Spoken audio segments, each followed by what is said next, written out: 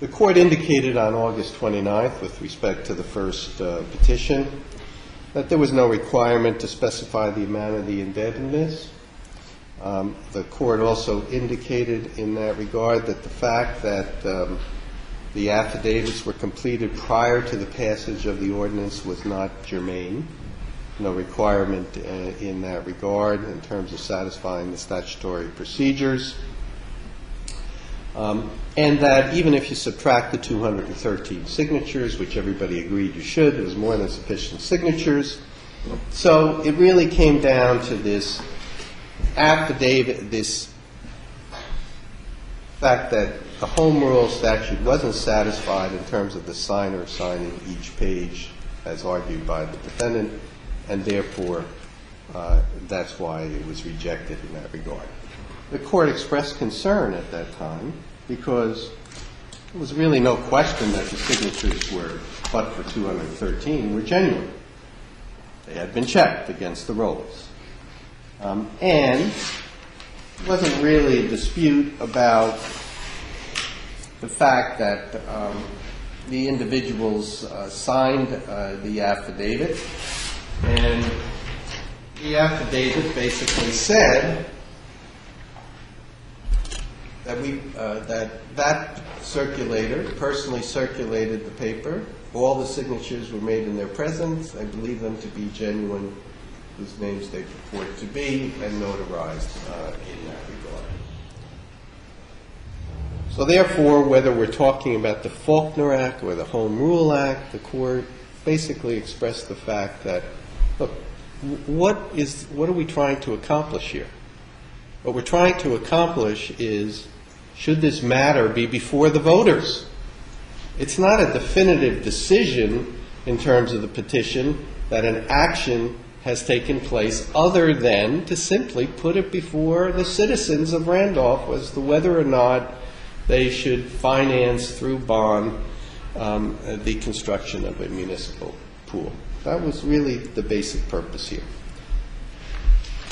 So the court basically indicated in that regard, unless there's some abuse of process here in the integrity, which Randolph is going to, through their representing the clerk, is going to have to show the court,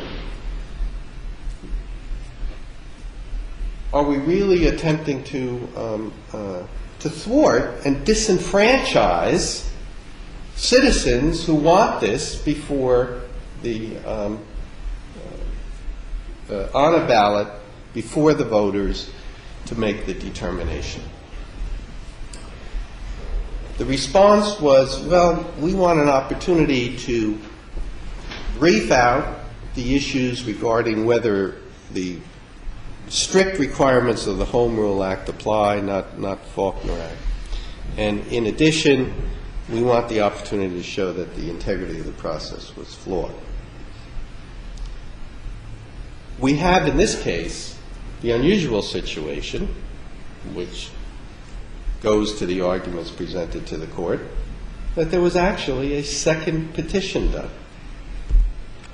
The second petition was done in response to the rejection of the clerk and this requirement of one of the signers of each individual petition seat should make the oath of authenticity. So they have a meeting. There's a discussion about that. There's a discussion whether duplicate signers could be applied in that regard, the interpretation of the clerk in that respect on the advice of counsel. The petitioners go out, and this time the revised petition contains 1,763 signatures.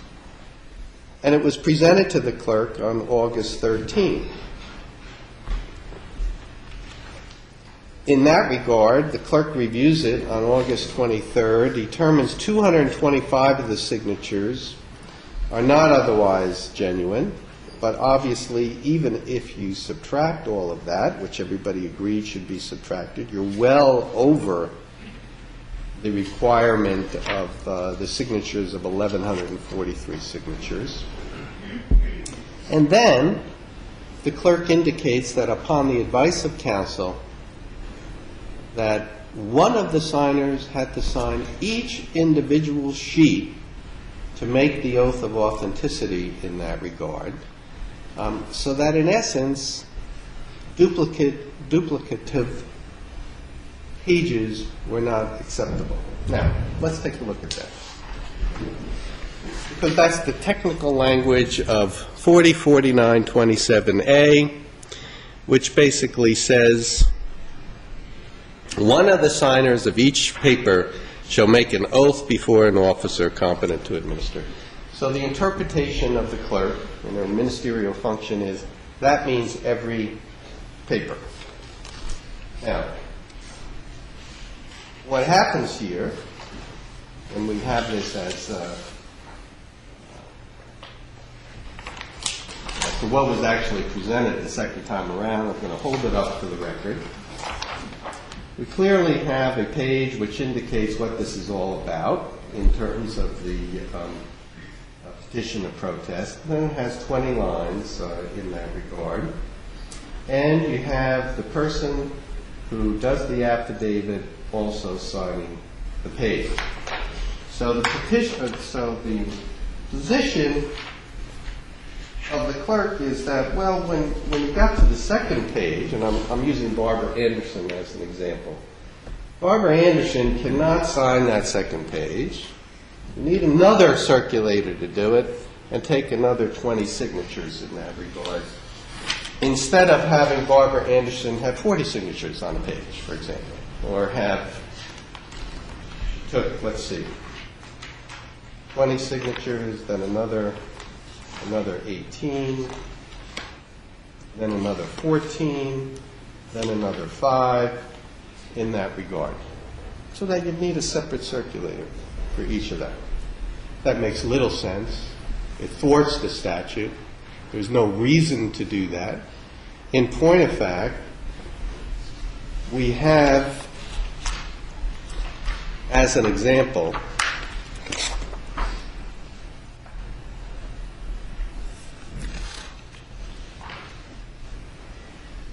in another setting, in recall elections, we have the case of Stone v. Wyckoff at 102 New Jersey Super 26, Appellate Division 1968 case,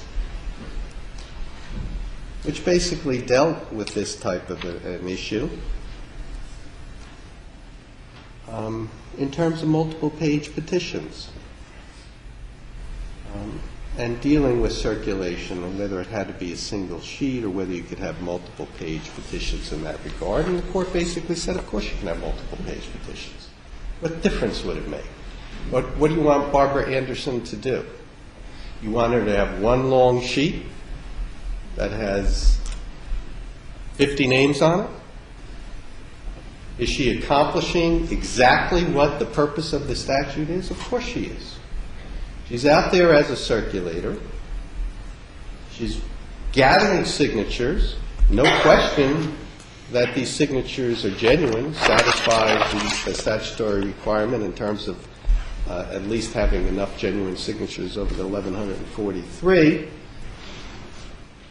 She says that she's personally circulated this, that the signatures were in her presence, which is not a requirement of the Home Rule Act, and that she believes the signatures to be genuine in that regard. So that a literal reading by the clerk would be that, well, you have to have one page and one circulator, so that you need, I guess in the second petition, what was it, 107? 125. 125.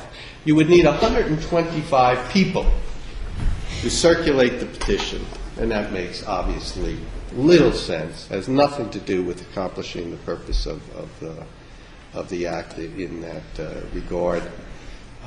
And while it may be a literal reading of the Home Rule Act, the Court does not interpret that as the reading of the Home Rule Act in that respect, and that clearly the purposes of the Act are being accomplished in that respect.